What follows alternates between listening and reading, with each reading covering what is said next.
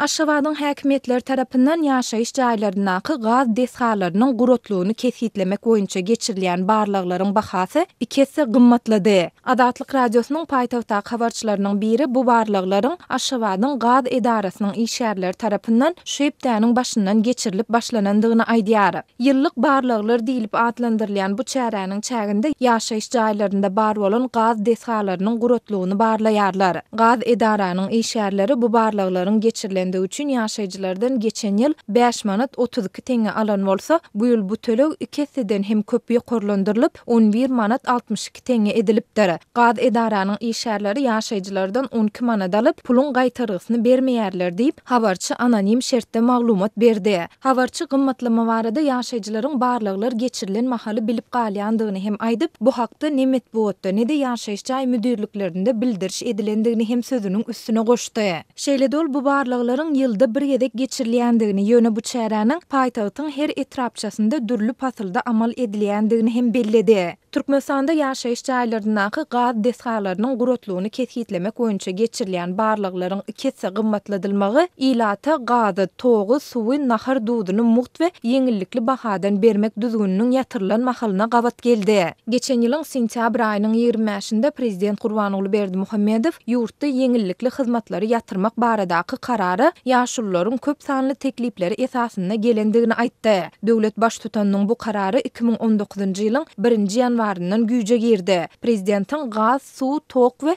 duz muhtçylygyny ýatyrmak baradaky kararynda görkezülen narhlara görä suwuň 1 kub metriniň bahasy 50 teňe, elektrik togunyň 1 kilowatynyň bahasy 2,5 manat we tebii gazyň 1000 kubometriniň bahasy 20 manat diýilip kesitlenilýär. Berdimuhammedow bu karary kabul edende raýatlaryň girdejileriniň görnetin ýokarlanandygyny, her maşgala gazan çetmek, çağlaryny eklemek üçin mümkinçilik döredilendigini aýdypdy. Ýöne Adatlyk radiosu bilen söhbetdeş bolýan yerli synçylaryň we ýaşaýjylaryň ençemesi ýurtda ortaça aýlyk hakynyň 800 manada barabardygyna ünsü çekip, bu aýdylanlaryň hakykata gabat gelmeýändigini nytaýar. Gal bersede geçen aý Türkmenistanyň ilaty ozal kyllarda sarp eden suw üçin töleg tölemäge mejbur edilip, jerimelere sezewar boldy. Indi Aşgabatyň ýaşaýjylaryndan jerime görnüşde ägirt uly mukdarda pul alýarlar. Üstesine 2015-2016-njy ýyllarda ulanylan suw üçin töleg talap edýärler. Şonda köp gatly jaýlarda 30 we 40 manat alınýardy. Plan jaýlarda has ýokardy. Indi bolsa ikisi köp alýarlar diýip Adatlyň habarçysy 18-nji ýanwarda gurrun berdi. Geçen ýylyň noýabr aýynyň başynda Adatlyň daşowdaky habarçylary kommunal hyzmatlar üçin bergisi bar bolan hojalyklaryň gazynyň we togunyň kesilendigini hem habar beripdi. Ýene şol aýyň ortalarynda Aşgabatyň ençeme etrabynyň we şäheriň etegindäki ýerleriň ýaşaýjylaryna tölenmedik gaz we suw üçin sud jogapkärçiligi barada duýduruş gowşupdy.